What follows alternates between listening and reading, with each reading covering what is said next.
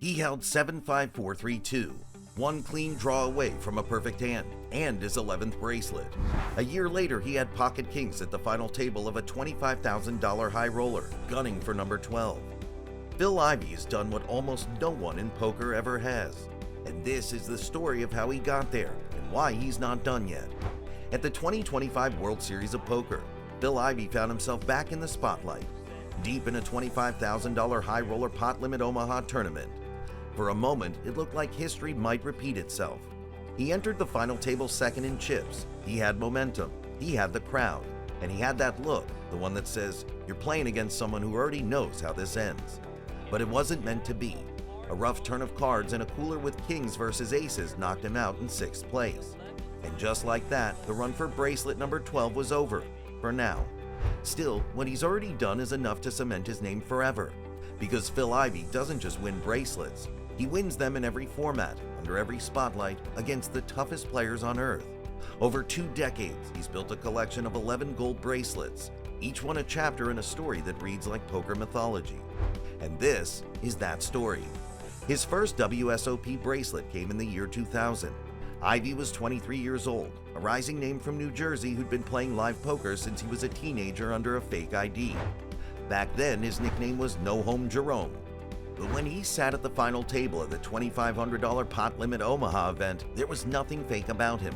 He faced Amarillo Slim, a true legend of the game, and Ivey did what nobody'd done before. He beat Slim heads up at a WSOP final table. That single win put $195,000 in his pocket and one bracelet on his wrist.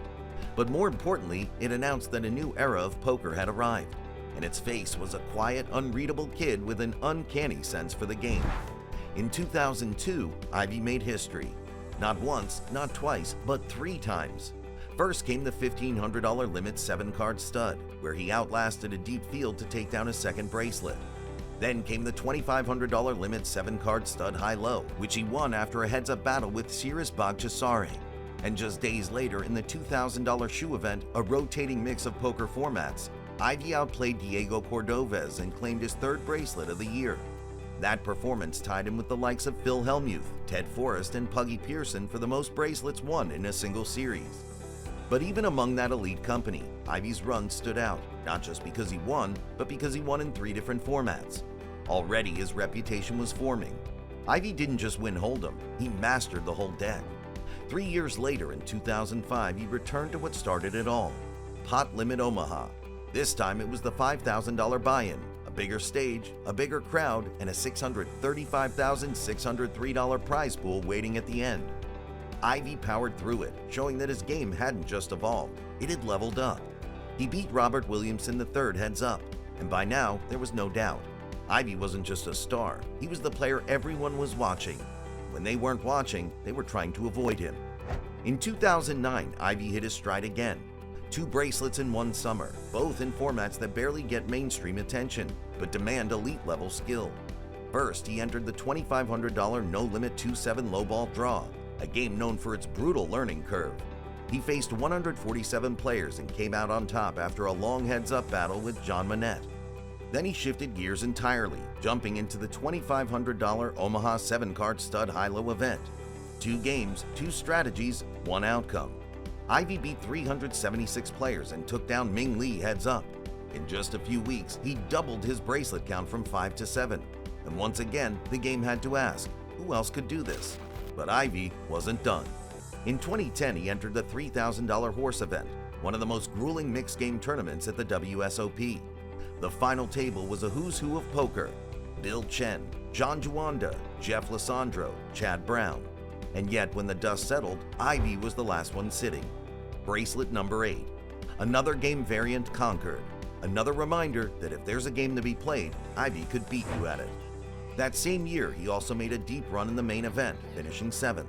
It was his 4th time in the top 25 of the main since 2002. His ace-king ran into Darvin Moon's ace-queen. When a queen hit the board, the dream of a main event title was over. But even in defeat, he earned over $1.4 million and left no doubt. Ivey could run deep in any field at any time. In 2013, Ivey took his talents down under. At the WSOP Asia Pacific, he entered the $2,200 mixed event. Once again, he found himself at the final table. Once again, he found himself heads up. And once again, he won. That was bracelet number 9, and a reminder to the international poker community that Ivey's game had no borders. Then came 2014. In Las Vegas, Ivey joined the $1,500 8-game mix event. This wasn't just another mixed tournament, it was the purest test of versatility. 8 formats, 8 different strategies, 1 champion. Ivey, of course, delivered.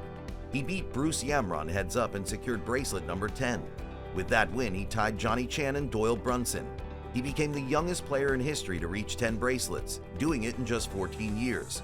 For comparison, Phil Hellmuth took 17. But after that, the run went quiet. Not because Ivey couldn't play, but because he chose his battles carefully. He spent more time in high-stakes private games, particularly in Asia, and less time grinding the tournament circuit. Some wondered if the chase was over, if 10 was enough, if the legend had retired from the hunt.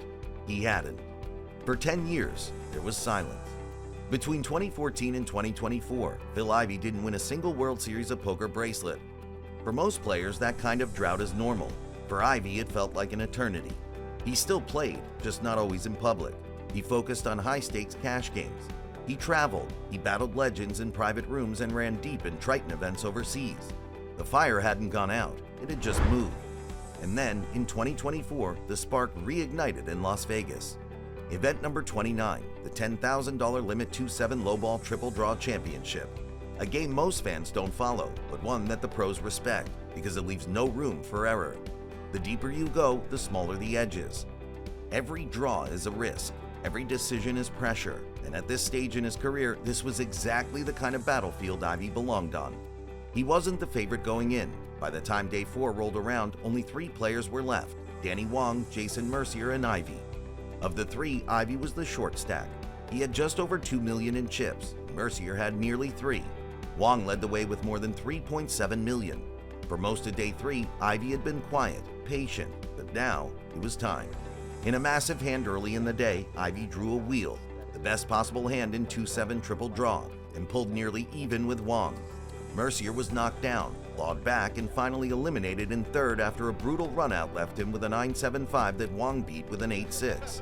And just like that, it was heads up. Wong versus Ivey. The final hand was a classic. Wong was down $250,000 and drew a 10-8. Not a great hand, but enough to stand pat. Ivey, drawing to a wheel again, hit it. A perfect 7-5-4-3-2. And after 3,639 days, Phil Ivey had finally done it. Bracelet number 11, a comeback nearly a decade in the making. The win earned him $347,440, but that wasn't the point. It was about the goal. It was about stepping past legends like Doyle Brunson, Eric Seidel, and Johnny Chan to become the second winningest bracelet holder in history, trailing only Phil Hellmuth.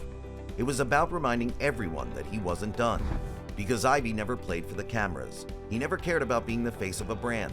He didn't do the speeches or the flashy victory laps. He showed up, played poker, and won. Again and again and again. What makes Ivey's bracelet legacy so special isn't just the number. It's how he earned them. All 11 of his WSOP wins came in non-hold'em events. That's an all-time record. He's the king of mixed games. The master of formats most fans don't even understand. Horse, 2-7 lowball, 8-game mix. These are events that chew up specialists and spit them out. Ivey made them his playground.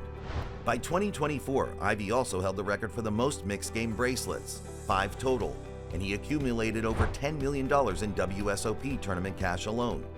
Across his entire career, including high roller events in Monte Carlo, Macau, and Melbourne, his total live earnings pushed past $38 million. And that's not counting what he made online, where he was equally terrifying. From 2007 to 2010, Ivey crushed the online scene, winning over $20 million on Full Tilt Poker. He was so dominant that people tracked his every session like sports scores. And in live cash games, he was even scarier. His performance in the 4,000, 8,000 mixed games at Bellagio is the stuff of legend. And in one 3-day stretch in 2006, he reportedly won over $16 million from billionaire Andy Beal while representing the Corporation, a team of pros who took turns trying to beat Beal in ultra-high stakes heads-up matches. But if there's one thing that separates Ivey from every other player, it's this: he wins everywhere. Tournaments, cash games, live, online, mixed games, heads up, full ring, you name it, he's beat it. And perhaps that's why so many pros, even the ones chasing the GOAT title themselves, point to Ivey as the most gifted player alive. Phil Hellmuth once called him a triple threat. Phil Galfond told stories of studying Ivey's hand histories for hours, only to have Ivey adjust after 50 hands and nullify every exploit. Even opponents admit that playing against Ivey feels like being hunted. You're not just fighting for pots, you're fighting to keep your composure. Over the years, Ivey's calm demeanor at the table earned him comparisons to Tiger Woods. He doesn't give away anything, his expression doesn't change, but under the surface, he's calculating every edge, not just mathematically, but psychologically. He reads players like books, then rewrites the ending. His career hasn't been without controversy. The edge-sorting lawsuits with Crockfords and Borgata made headlines. He won millions in Baccarat using a card identification technique, something he insisted was legal but courts disagreed. He eventually settled, but the story never changed how the poker world viewed him. Because in poker, the way Ivey wins isn't through loopholes, it's through mastery. In 2017, he was inducted into the Poker Hall of Fame. That same year, he stayed off the grid, focusing on private games in Asia. But by 2018, he was back. And since then, he's remained active, not always in the spotlight, but always in the mix. Which brings us back to 2025. That deep run in the 25K high roller wasn't just another payday. It was proof that Ivey's still in the chase. He's still hungry, he's still climbing. And here's the scariest part. The gap between Ivey and Hellmuth is shrinking. Hellmuth still leads with 17 bracelets, but nobody else is gaining ground like Ivey. Every time he shows up, he's a threat. Every tournament he enters becomes must-watch poker. And when the lights dim and the cards hit the felt, there's only one question on everyone's mind. Is today the day he wins number 12? Because if history has shown us anything, it's that Phil Ivey doesn't stay quiet forever. He waits, he watches, and then he wins. So, which of Ivey's bracelet victories impressed you the most?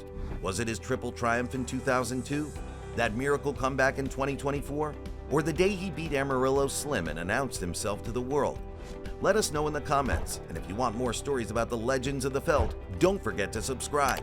Because with Phil Ivey, the story isn't over yet. Not even close. I thought you were just angry at Barry. I am.